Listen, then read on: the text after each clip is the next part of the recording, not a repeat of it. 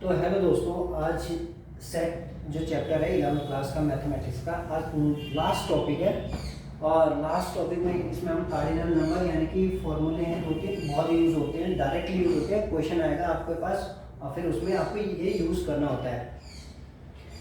करीब इसमें सारे जितने भी टॉपिक पढ़ने के और सीखने के वो कंप्लीट हो चुके हैं इस चैप्टर में। अगर आपको लगता है कि कोई टॉपिक छूट गया तो आप कमेंट कर सकते हैं और कमेंट में फिर बता सकते हैं कि ये टॉपिक इस चैप्टर का नहीं हुआ है। और हाँ, क्वेश्चन भले ही नहीं कराए हैं तो क्वेश्चन इस चैप्टर के नहीं हुए, लेकिन जो टॉपिक है ना, जो कॉन्सेप्ट है वो लगभग के सारे ही कंप्लीट हो गए, कुछ भी बचा नहीं है, टोटल हो चुके हैं।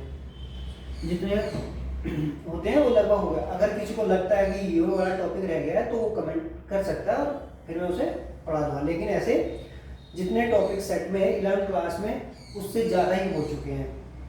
तो ये लास्ट टॉपिक है कार्डिनल नंबर, आप पढ़ सकते हो। इसमें सेट क्या होता है, केस हम पहला वाला केस लेते हैं। 10 sets are disjoint that is A intersection B equal to 5। अब डिसजॉइंट सेट आपको पता होगा, नहीं होगा तो आप मेरी प्लेलिस्ट है उसमें जाइए और उसमें आपको डिसजॉइंट वाला वीडियो मिल जाएगा।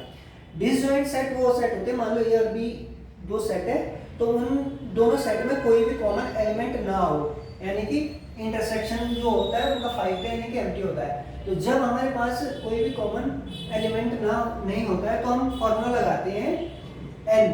एन किसको डिनोट करता है, कार्डिनल नंबर को।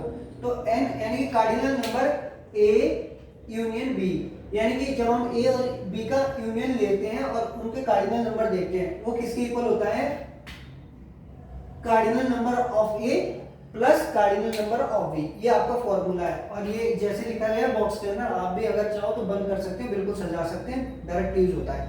लेकिन यूज कब होगा, जब सेट डिसजॉइंट हो, यानी कि उनका इंटरसेक्शन 5 होना चाहिए।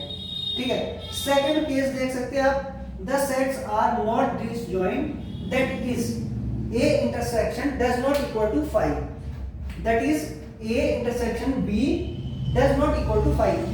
it means इसका अर्थ ये हुआ कि जब a और b दो सेट है उनके बीच में कॉमन एलिमेंट होंगे ही होंगे, वो चाहे एक एलिमेंट हो, दो एलिमेंट हो, तीन एलिमेंट हो, कितने भी एलिमेंट हो सकते हैं, लेकिन एम्प्टी सेट कभी नहीं होगा, एम्प्टी नहीं होगा, यानी कि उनके बीच में कॉमन, यानी कि डिसजॉइंट, नॉट डिसजॉइंट सेट। इसका अर्थ ये है कि कॉमन होंगे, और जब कॉमन होंगे तो उसके लिए फॉर्मूला क्या है, cardinal number of A union B.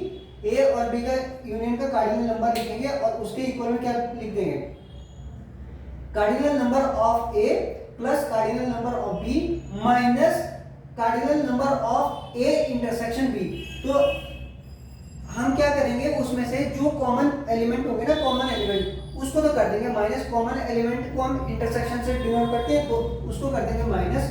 बाकी सेम आपका ऊपर डिसजॉइंट वाला फॉर्मूला जो है वही रहेगा, लेकिन यहाँ पे नॉट डिसजॉइंट है तो इट मींस हम क्या करेंगे, जो इंटरसेक्शन होगा उसे हम माइनस कर देंगे। एक बार फिर से देखते हैं, cardinal number of A union B equal to cardinal number of A plus cardinal number of B minus cardinal number of A intersection B. हो गया होगा, आपको आ गया होगा ये फॉर्मूला। और ऐसे ही बिल्कुल अच्छे से सजाना है, इससे भी अगर बेहतर आप सजा सकते हो तो कर सकते हो।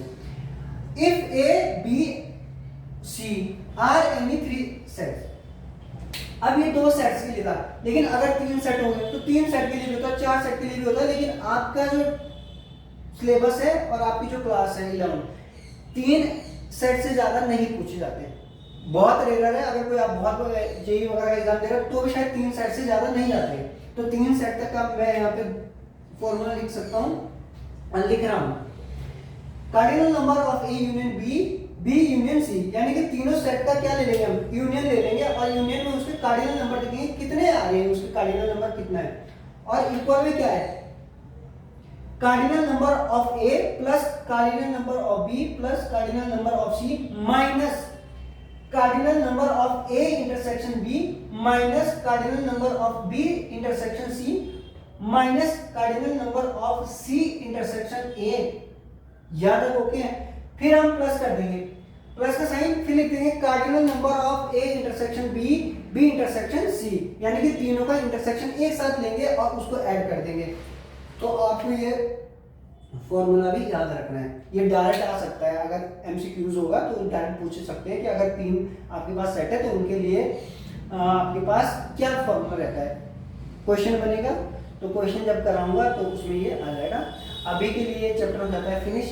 कुछ रह जाता है, जैसा कि मैंने पहले ही बोला कि अगर रह गया होगा आपको ऐसा लगता है तो कमेंट करें, अदरवाइज ये चैप्टर कंप्लीट हो चुका है। इसके बाद जो हम नेक्स्ट चैप्टर करेंगे 11th क्लास का, वो होता है relation, function and relation.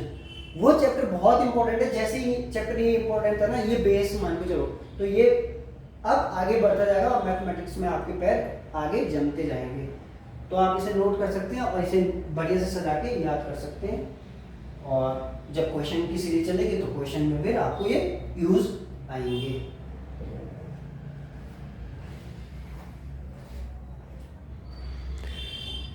Hope आपको ये समझ में आ गया होगा और आप नोट कर लेंगे। अब नेक्स्ट चैप्टर हम शुरू करेंगे, सेकंड वाला फंक्शन रिलेशन।